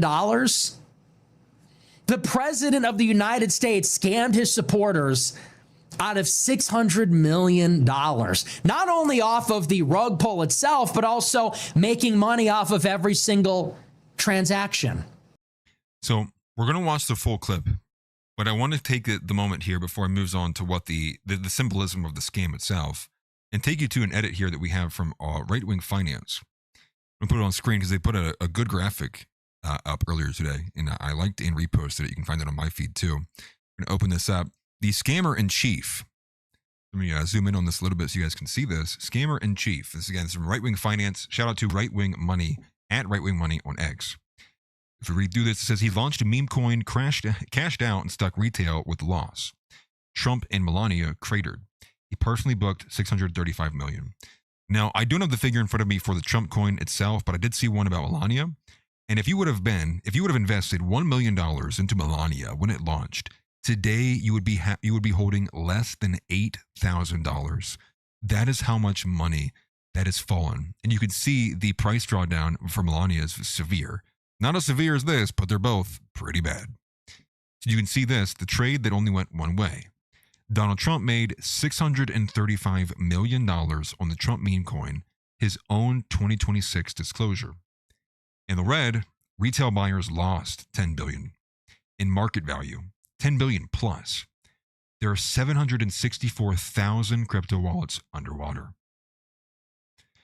You can see that the peak market cap for Trump coin is around January 17th, 2025. 4 days, I think, before he assumed office, I do believe. Going from 9 to 15 billion all the way down to today to 403 billion. The entirety of the market is worth less than what Trump has made off of it in just a year. Or a little over a year, forgive me. The peak market cap of Melania didn't even get close to it, but it did sit around 2 billion. And now today it's worth 73 million, the entire market. You could combine both of those markets together and it would not come close to the overall amount of money that Donald Trump has made off of royalties and off of the coin itself. You can see this further down here, how the House got paid, $635 million to one man. Trump's 2025 federal disclosure on June 30th of 2026 reports that $635,068,835 Trump made in royalties, which was paid via CIC Digital LLC, which he owns outright. The Reuters investigation said around 616. They put the figure here from the Reuters investigation. But here's one thing that you can keep. Here's one bite of information you can turn around and tell anybody. For every $1 that Donald Trump made, his supporters lost 17. And as it says down here at the bottom, he didn't bet on his own coin. He sold it, booked the royalties, and left retail underwater. And that's not even the only element of here. Going back to the corruption, and again, as I kind of opened on this issue, I opened on what this represents, is this will become, and the hope will be, that this will operate and be another one of these vehicles, like the left is not going to go after him for deportations, but they may go after him for impeaching on things like ICE and some other kind of grounds. And again, who knows? The left is a bit chaotic. But this is corruption. This is like the base level, like base form corruption, like enriching themselves, making money off of it, exploiting things, insider trading, right? Like that's kind of like level 1 corruption, like taking advantage and exploiting your position of power. The reason why it's relevant, and the reason why I am paying attention to it, going back to what I said at the beginning, is to really put the pressure and put the brakes on, or put the gas on this issue specifically, so that it can be used, so that it can be blasted to the masses, so that more and more people are aware of it. So when the rent comes due, when the left does win in the midterms, there's no chance for the right wing. And it's all because of themselves. There's no one to blame but themselves. We're unwilling to hear anything else. And you know what? We're going to jump on top of it. Nick's jumping on top of it. The Goipers are jumping on top of it. And we are joining the left in burning it to the ground. The hope is the left comes in with hopefully 53 seats, whatever it may be, whatever so many seats they come and take. So they can use those advantages, use those positions, so they can actually push for impeachments under the grounds of corruption like this, under the grounds of, look at this person who enriched himself. And again, that's not all of it. Because Nick was also specific in the element last night, and there's a foreign element, and as far from what I understand, there was some kind of Saudi company that invested money. It was whether Saudi or some kind of Middle Eastern company also invested into the company that he owns that does the processing of the royalties. So it's like it goes even from level 1 corruption to level 2 to corruption where a company from the countries that we're actively and openly negotiating with, like with the GCC. And how can that be spun in any other way besides, like, how is that not to be treated with a major conflict of interest? How are we not to look at these negotiations as if there's not already a finger on the trigger? There's not a finger on the scale in terms of how there may be other biases here that are actually relevant to the theater of war. Thank you, House. I appreciate it for backing me up here. It says, investment accounts owned by President Donald Trump engaged in more than 300 previously undisclosed stock purchases on April 8th, 2025. one day ahead of his surprise announcements that he would pause a number of his Liberation Day tariffs, according to Trump's annual financial disclosure report. Lovely. And I think what Nick was saying as well too on the stream last night was that there's actually been no president who has bought stock. So Trump made the record. Now he owns the record, and then he broke his own record. Selling, swiping, pushing, buying, money, anything, seemingly doing anything except what he campaigned on, which was mass deportations and cleaning up the swamp. And Donald Trump said, actually, you know what? What if I actually became the swamp? What if I allowed the swamp to channel through me? Also, W, I appreciate that. Thank you, Hilton. W for the 10 gifted memberships. I appreciate that, brother. That's huge. And he says, yeah, who the F are these people? I don't know if I know any of them off the top. I have seen Mitchell 500 before. I don't know if I know any of the rest of them. Anyways, W to them. They'll have a reason to come and tune into the show to come and see. They'll see it in their email, the notification somewhere. But W's in the chat for Hilton Head Groiper. That is a huge W. Thank you very much for that, man. I appreciate you. So, with that being covered in a bit more detail, going back to the clip of Nick himself, going to expand on this and what it means. The second aspect of it is this World Liberty Financial. This is a cryptocurrency firm, and their main product is a stable coin. So they created a coin that's pegged 1-to-1 to the dollar. It's not a speculative investment. It's meant to serve as a medium of exchange. World Liberty Financial was founded by Steve Witkoff's children. So Steve Witkoff is the president's special envoy. I like that. This for a second. Hilton Head is where all the money is. Dude, if I could snap my fingers and live in Hilton Head Island, I would do it right now. Wholeheartedly, I would. I love Ohio, but I love Hilton Head too. So when we talk to Russia about the war in Ukraine, that's Steve Witkoff. He is the one going to Russia to meet with Putin and Sergei Lavrov. He is the one going to Turkey and Riyadh, meeting with our Russian counterparts. When we negotiate with Iran, directly, indirectly, it's Steve Witkoff every time, going to Switzerland, Italy, Turkey, Oman, Iran, Pakistan. He's the one going and meeting with the Qataris, meeting with the Pakistanis, meeting with the Iranians, meeting with the Saudis, with the Emiratis. He's the one meeting with all the Israelis, the Syrians, Lebanese, meeting with all these people. Steve Witkoff. Oh, I apologize once again. Thank you, World Champion, for 5 more gifted. Thank you very much. And that is 5 more people I have never seen. Foyds, actually. Wow. That all go to girls, except for that one blacked out profile. That's funny. Hey, I appreciate that greatly. Thank you for the memberships, Mr. World Champion. At some point, man, you're going to have to start getting into the ear of John Ward saying, man, we need some content. But thank you. W's in chat for World Champion. Thank you very much. Top negotiator, that guy's children founded a stablecoin company, which Trump owns a significant chunk of. As a matter of fact, Trump makes 75% of the royalties. 75% of the royalties from World Liberty go to Trump personally. And not only that, the United Arab Emirates purchased $2 billion worth of coins from World Liberty, and then they purchased a 49% stake in the company. And that equity for Trump is worth something like $57 million. Not only that, World Liberty is in talks with Pakistan to talk about cross-border payments. So the president has raked in $1 billion, well over $1 billion, one, from scamming his voters. It's the latest that I have seen when they're looking at the Trump family as a whole, which I would imagine it stretches to his children. I would imagine his children's children, but like his children.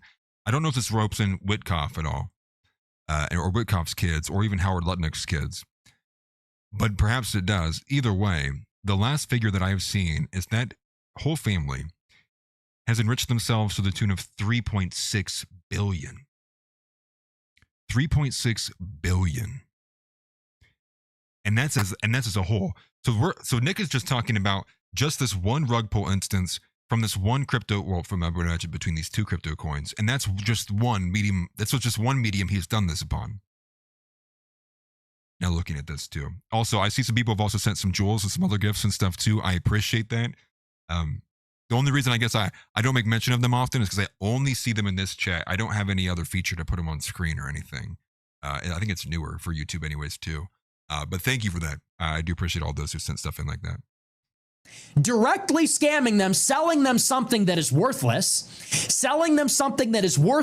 and also profiting off of the transaction fees from selling them something that is worthless. And then the other $700, $800 million comes from World Liberty, a firm owned by the children of its top negotiator that does business with Pakistan and the UAE, which he makes royalties off of, and he makes profits from the sale of equity to foreign countries. Have you ever heard of such a thing? And just extreme levels of corruption. And so this does deserve to be amplified, especially when in servitude of weakening the MAGA brand, weakening what the administration is, going directly at the head and face of this administration with an element that many people can get on board with. You would hope, and I'm sure that there's still going to be those people, those sad people out in the MAGA crowd who will be, spinning on it, giggling, giggling, slipping it back in, doing reverse cowgirl, somersaults on it, swinging from ropes and vines, trying to get a better time. And it is sad. I mean, we're already seeing elements of this. We're seeing many people who are in the MAGA group. They have been doing this ever since the fallback from mass deportations. We're seeing the fallback on this. And the crypto thing is like, I don't know if I've seen anybody talk about it yet. Are we going to see, is Andrew Wilson and John Doyle going to team up for TPUSA to defend the rug pulling of Donald Trump? I'm sure they will. I'm sure Tim Pool is going to come out with some argument that says, well, these people deserved it. Well, they knew what they were getting into. It's where we are right now is in the bargaining stage. We are in the bargaining stage right now. And I'll explain what I mean by that. And I do appreciate all the people who send the gifteds and everything as well too, man. That does not go unappreciated. So thank you very much. But just to illustrate this, I was on the phone with Josh VanDerNoord earlier today. And for those who don't know, Josh VanDerNoord works at a conservative radio station where he has to actively hide his power level because so many of the boomers there would hunt him down and serve him on a platter to the Jewish fifth column if he didn't. So he talks to me, and I would imagine Zeb too, about all the different kind of back and forth that he has to hear, all the different phone calls that come in. And I'm sure many of you, maybe you don't know this, but for those who don't, his boss, as far as I understand, his name is Ken. This is not me trying to start anything or go at Ken by any means. But relatively, Josh kind of described Ken as being, well, relative to the people who call in, Ken is like, Ken's a good one, and that's relative to just how sad and pathetic some of these callers for the MAGA entity, these boomers are, that are actively supporting the MAGA administration. And the reason why it's so bad is because they're all in the bargaining phase. They're in the bargaining phase that is attached to like the 7 steps of denial or whatever the grieving stages. And that's why you are seeing so much of this. You're seeing it from John Doyle. You're seeing it from, you could go down the line. It's 4D chess. It's 5D chess. Another example, Glenn Beck. Glenn Beck comes out. Oh man, what was this in reference to? I can't remember what it was in reference to. I've been all over the place. Regardless, it comes out. I think it was in reference to the Iran war or something to the effect. And he goes, well, it's 5D chess. It's 6D chess. Glenn Beck goes, well, I'm of the belief that Trump knew this was going to happen. Oh, it was the Supreme Court ruling. It was on the Supreme Court ruling for birthright citizenship. Glenn Beck goes to bat for Donald Trump, and he is going, oh no, guys, I think that Trump knew this was going to happen, and because he knew it was going to happen, now he's going to do this, and it's all of this. It's galactic imperial 5D chess. It is of the highest order. It's like it's chess that happens in the 8th dimension. I got to take a Stargate wormhole to get there to play chess with these people. And the reason why they're doing it is because human psychology is very simple. Now, this isn't really in reference to a lot of these like higher up people, like the Blaze Network. This is not what I'm referencing. I'm referencing more of the mid-tier people who you would expect is not being paid by a 3-letter agency or is also attached to the Blaze or the Daily Wire or any other kind of entity like that. And it's because human psychology is simple. It is simple in the fact that people do not like to admit when they're wrong. Especially think about it too. I mean, I've been there before. Do I even want to admit to it on air? Oh, so there's been once. There was only once, and remember that only once that I was wrong about something, and my wife was correct. It took me years to accept the fact that I was wrong and she was right. No, okay. Now I'm playing it up a little bit. The point being is like, nobody likes to be in a situation where they thought they were astutely pounding the table going, no, I am correct. I was the right one. This is the right thing, only for someone to turn their phone around and the ChatGPT says, no, you're a bumbling idiot. Actually, it's this. Nobody wants to be on that side. But that's not just it. It's not even that.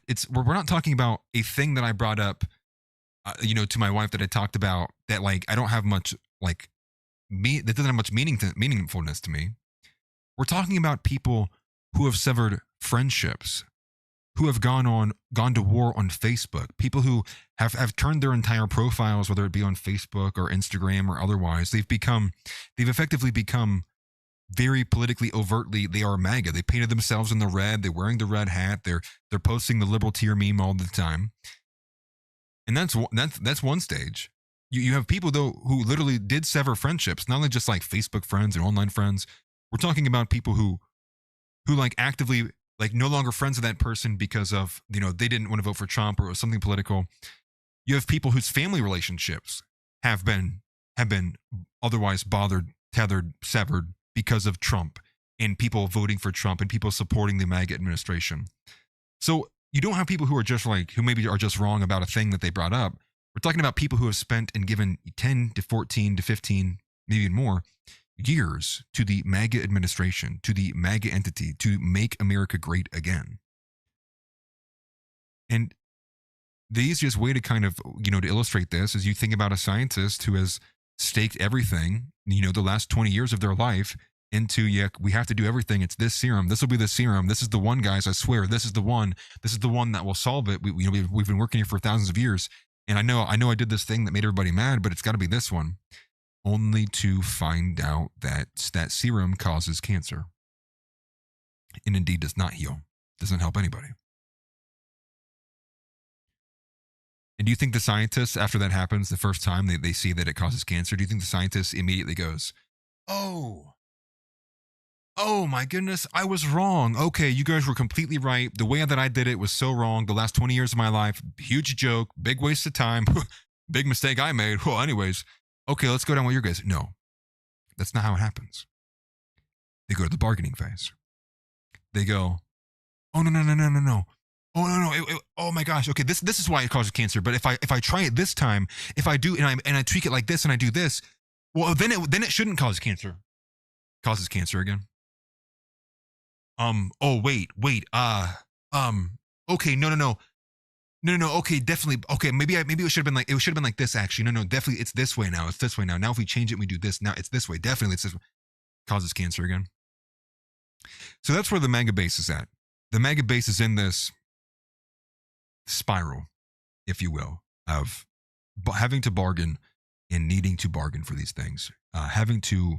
They're walking down the steps and stages of human psychology to give themselves reprieve, understand.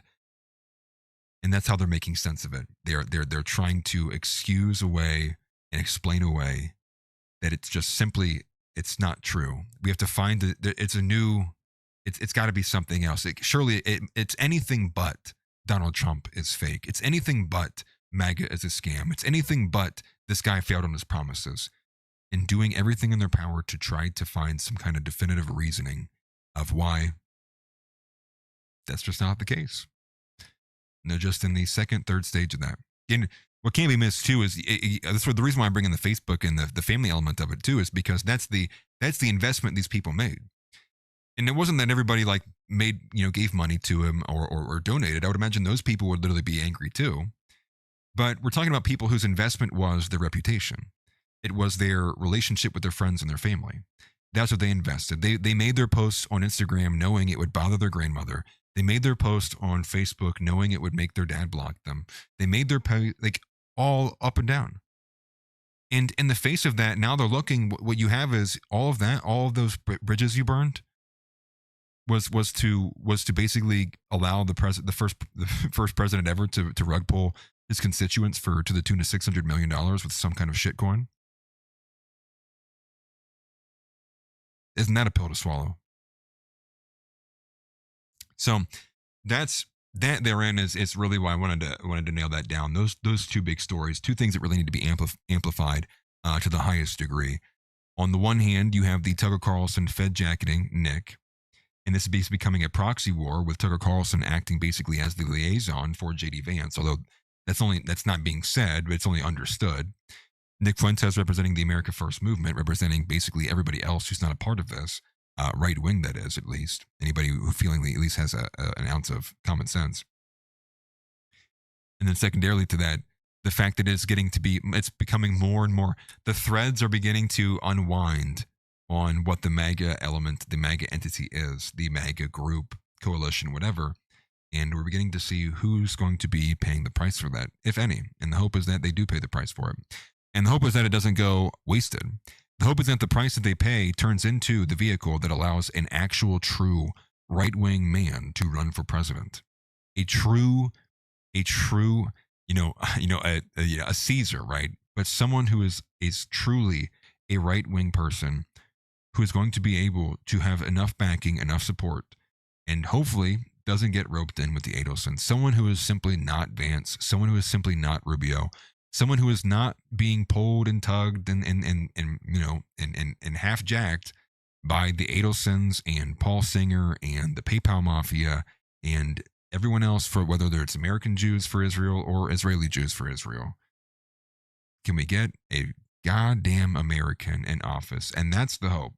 The hope is let the Democrats use it, wield it, and burn the GOP to the effing ground, because Lord have mercy, we are not going to be doing the lesser of two evils one more time. Marion Bro says, when do we white pill? There's always a white pill because Jesus Christ is king. And above all, that will never change. No matter how much these people want to destroy and deracinate this country and who we are, Jesus Christ remains king, and that will always be the white pill. Always and forever.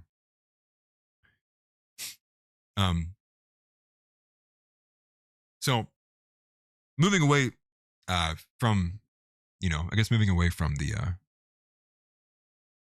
Trump and the MAGA stuff, although we're still going to stay in a little bit of this. One thing I wanted to play for you guys that remains inside of this topic here. I'm going to pull this over. This is a rare post on X from Donald Trump, and it's about a minute and a half long. It's an AI video. I guess I'll play it in its entirety if you guys haven't seen it. Again, a rare post from Donald Trump. He's been using the platform a lot more, I would imagine, because he is getting annihilated even on Truth Social, so might as well use all the rest of the platforms. And it's him as a doctor. Well, hey, at least he's not portraying himself as Jesus this time.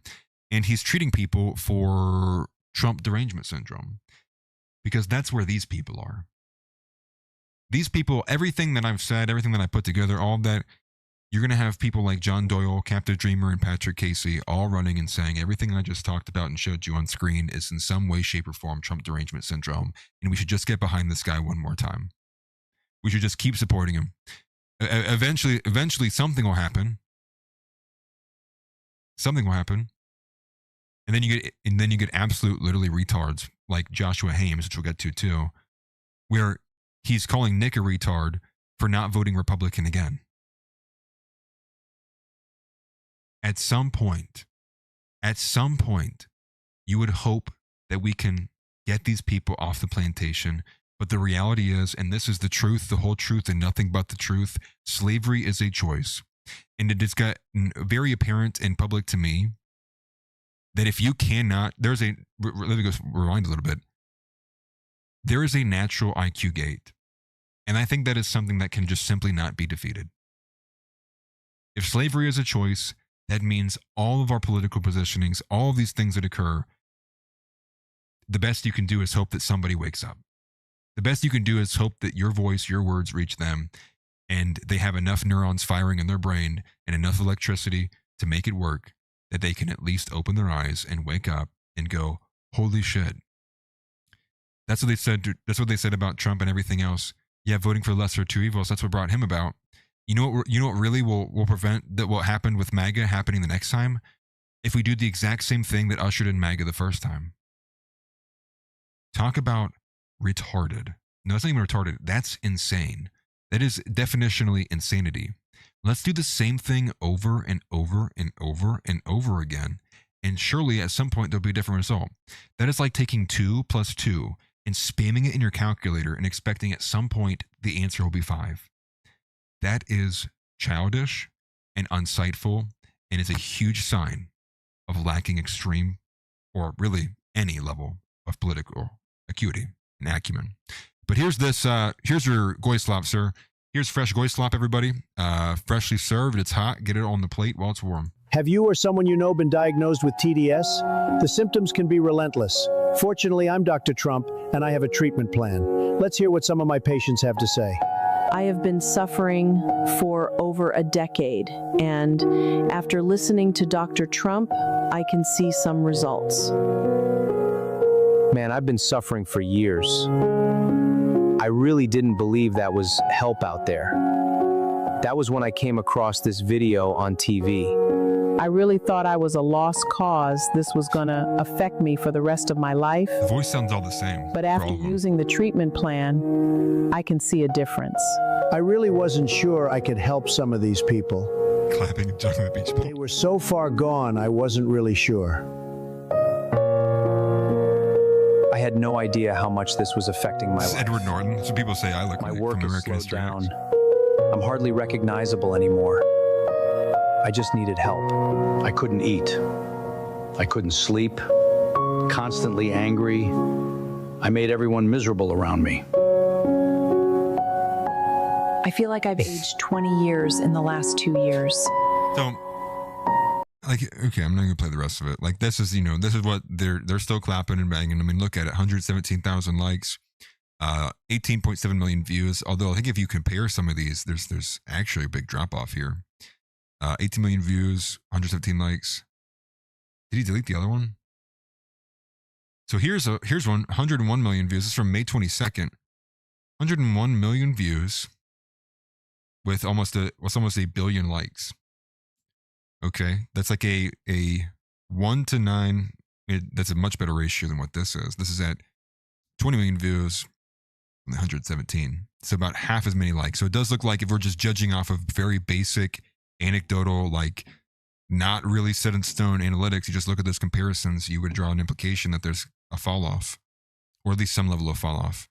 Similar videos meant to poke fun at the liberals.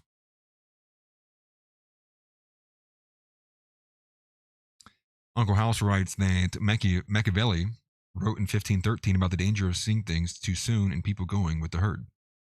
Yeah, Machiavelli is a forgotten person, but many of his philosophical points are actually very, very poignant for our political ecosystem, specifically for the idiots too. The idiot conception he's actually spot on about, especially with so much of our society seemingly being a idiocracy. So there are those things. I'm going to go back to the Matt Nuclear story, I do think. Well, I guess I kind of touched on that, really. I guess I'll rehash it here just for a second. But it's just the idea that Matt Nuclear's not been active. I mean, we can go to his YouTube page. Maybe I'll pull that up here. I'll pull up his YouTube. But the reason why it's something of note here is because he's been MIA. He's not been showing up. He's not been doing a show. But specifically in his contract from the Daily Wire, what you have is that he's supposed to be doing 4 shows a week. So let me pull this up here. Let me find it. Watch, his YouTube's not even here, not even a thing anymore. Put it up for you guys to see too. Here's Matt Nuclear from one day ago, but that's from the Young Turks. And did you have anything? That's videos from 3 weeks ago, live streams. Just look at that. Lovely. Nothing. Gone. Deleted. Everything between the beards and stuff, all of it, gone. not even here. And I would wager the majority of these videos, these views are from people trying to clip him and find things about him to pull. It's from the opposition, not even from himself. And I'm assuming there's probably going to be some truth in teeth on Matt Nuclear's criminal charges that came from 2022, or his arrest, I should say. I don't know if he got criminally charged. Can't remember. Either way, irrelevant. And W to Beardson and the other guy, Anthony, I forget his name, for absolutely going nuclear on Matt Nuclear and eliminating him. I might actually cover the Wilson and Doyle stuff at a later date because that's a bit of a bigger story. What I will like to do is I think we're just going to go to the Joshua Haymes stuff. I think that's where we're going to finish out on this side of the YouTube. So here's the video. It's a bit of a longer one. And I think it's it's close to about 10 minutes long. I don't know if we're going to watch the whole thing, if we even need to, because I'm sure probably just him talking here at the end. Yeah, what a waste. So he's reacting to this video, and I'll read you the captions. This comes from Beards and Beardly Clips, BBC fan account, W. Also, make sure you go and follow them. They're a great clipper. They've actually clipped a few of my videos and streams too. W. Huge W. I don't even know if he's in the community. Finally, someone clipped the show. But he writes, self-proclaimed Christian nationalist Joshua Haymes criticizes Nick Fuentes for not wanting to support Republicans over Democrats, despite Republicans doing almost nothing meaningful in the past 4 decades. Joshua calls Nick hard R retarded for his vote blue plan in 2026. So here's this. Security apparatus. It is what it is. It's what has to happen. And so if this administration isn't serious about that, then it has to go. Like we need to. Okay, so this is where we're going to get into the meat of our disagreement and what I just do not understand when it comes to Nick. He has just laid out what the left intends to do, how they intend to completely destroy our country in every way imaginable, right? They're going to tear down the monuments. They're going to do away with our history. They're going to open the floodgates of immigration like we think we've seen mass immigration. We're about to see you ain't seen nothing yet immigration if the left gets power again. And the best part is we have a guy in office who could literally stop it right now, who could build the wall, who could start doing the mass deportations he promised, and holy effing S. Holy effing S. Yeah, we're going to do the Steven Crowder thing where we're going to dance around. We're literally going to dance and spin and glaze this like 60 feet, 60 yards or whatever it is of bollard fencing. We're going to pretend like everything that Donald Trump has done cannot be immediately reversed and it can wholeheartedly be changed. What has been done? Nothing. He's pointing at it. He's like basically pointing at an empty spot in a room and going, we need this. Why would we have the Democrats? We have this. And he's pointing at nothing. There's nothing there. Nothing actionable, nothing meaningful, nothing in substance. Well, the left hates us. Well, what's the right do? The right loves us. The right loves this country. The right loves the right. JD Vance is going to wield in mass deportations. JD Vance with his Indian wife, who actively practices Hinduism. That's going to be the guy. That's going to be the guy who lays down the law on birthright citizenship. That's the guy who's going to be immediately revoking more TPS from other people. Is going to be deporting them across the border in record style. Get the fuck out of here. The right hates us too. I want to be friendly, because I'm sure I would agree with him on other things. But this has got to go. This getting on, like, again, it just makes me want to say, please, brother, please, Joshua Haymes, get off your knees. Get off your knees. We were not made as men to be subservient animals to things that hate us. Brother, rise. Like, stand up, my friend. You don't have to do this. Like, but he can't see it any other way. He is browbeaten by many other people that are probably close to him in the space that doing the same thing, voting for the lesser of two evils, is the only option. It's the only thing that can be done, is the thing that has been getting done. Figman writes, James Fishback for me won the Florida gubernatorial debate. That's awesome. I actually had planned to watch that as well too. In the aftermath, I think that debate started at 6 o'clock. I don't believe Byron Donalds participated, but I think it was him versus Jay Collins, and perhaps maybe somebody else too. Need something that is serious about that. That's true. We do need White that. House ballroom. No, like you need to use these opportunities to go after these left-wing activists and start breaking apart their networks, start breaking apart their organization, because they are going to organize to prevent us from fixing the country. Yes, absolutely. Totally right. If you're not capable of doing that, if you're not willing to do that, then I'm not interested in that. I'll literally take the left over that. See, this is where it gets, like I said, hard R retarded. I'll take the left over that. I'll take the people who want me dead, who will celebrate. And here's why. We have to, because you idiots haven't learned your lesson yet. You clearly need to be punished to an insane degree before you will get your head out of your ass to actually do something to fix this country, instead of getting behind literal fucking New York liberal Democrats who pose as Republicans, who basically dance and do performative cruelty while offering nothing towards any of the campaign promises they made. It has been a betrayal.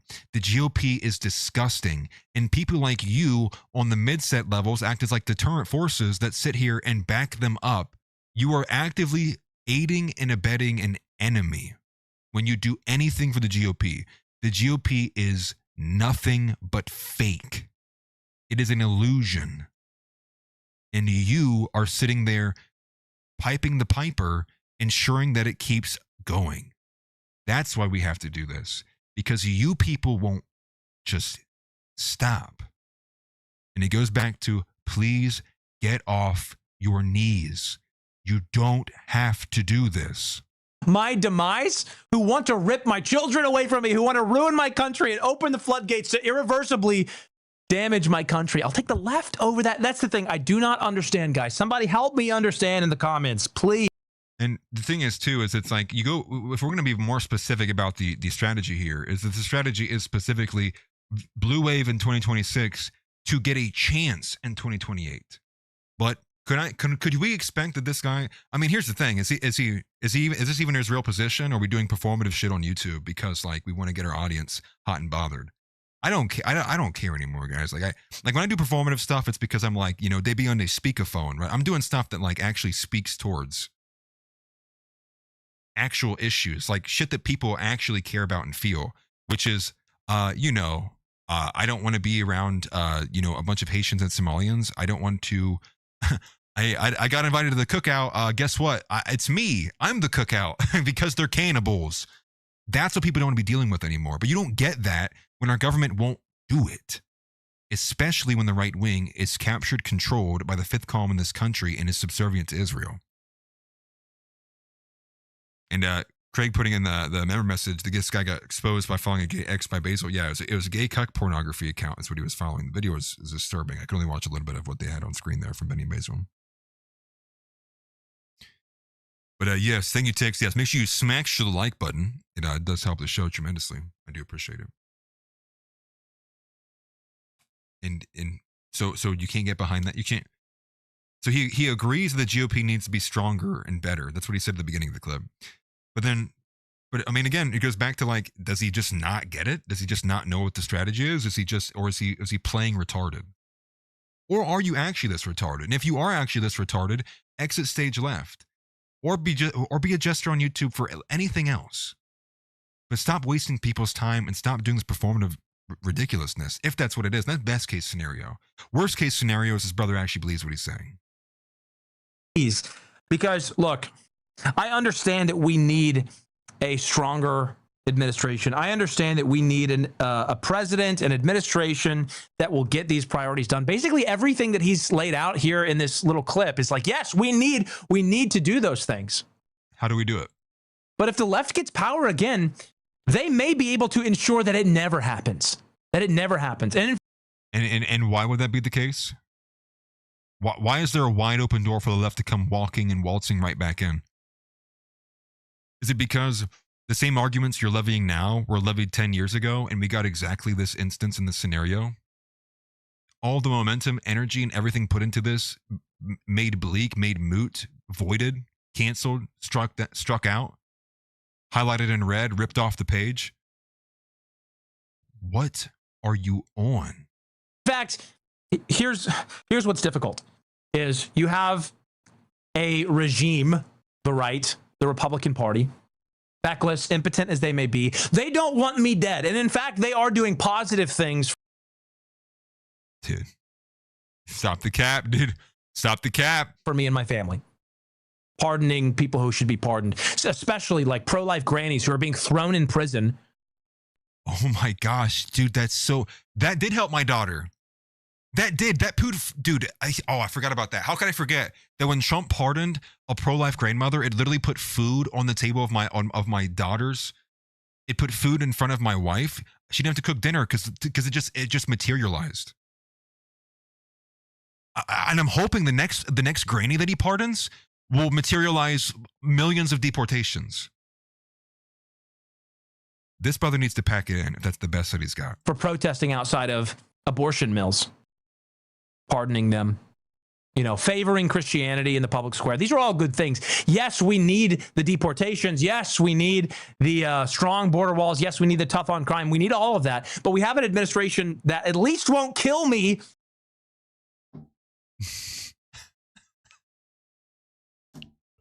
That's the best thing we could say about the Trump administration.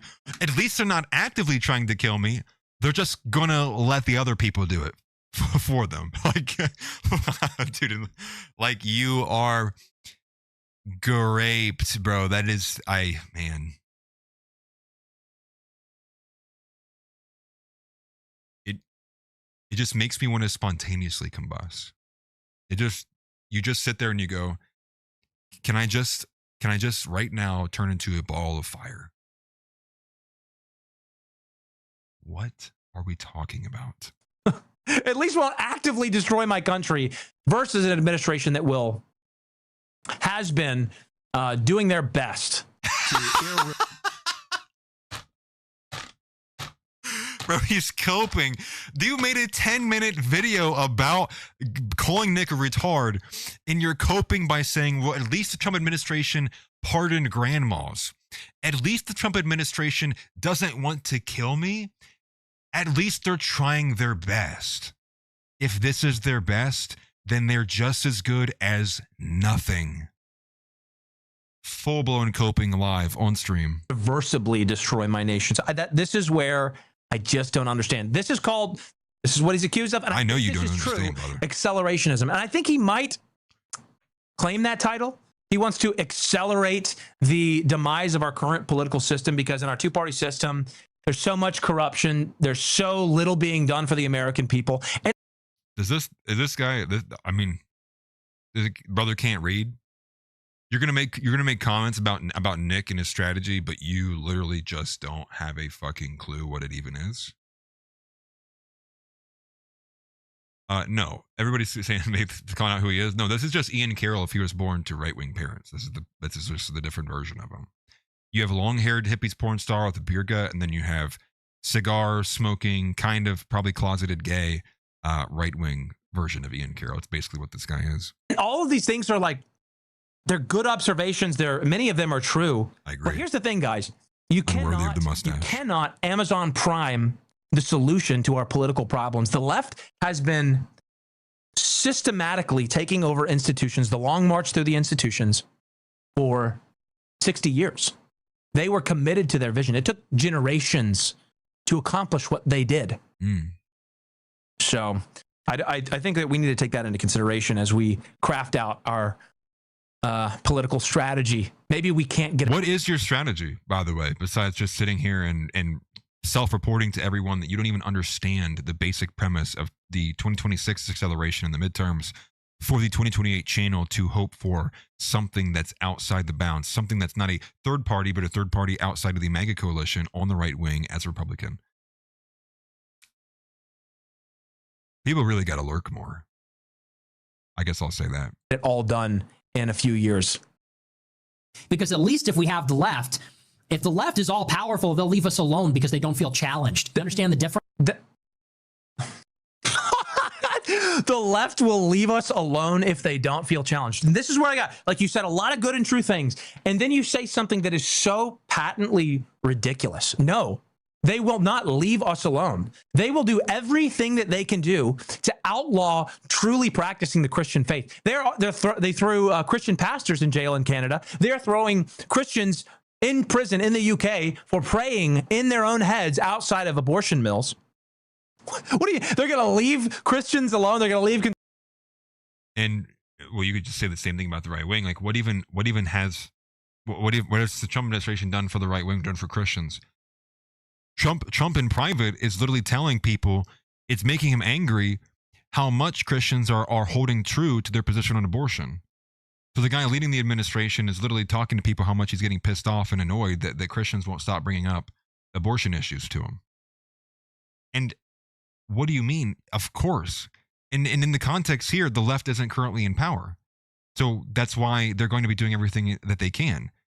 So the context that he's responding to is actually just also incorrect. He's referencing current day elements where the left is not in power. The left clearly is feeling threatened. The left is doing everything it can to regain the power. It's already waffling right now between like, are we going to support Israel? Do we lean further into Palestinian elements? But again, and that's even a minor point in relevance to the broader picture of what we are trying to actually accomplish. Conservatives alone because they're not a threat? No, they will crush their political enemies, and they will stop at nothing to do it.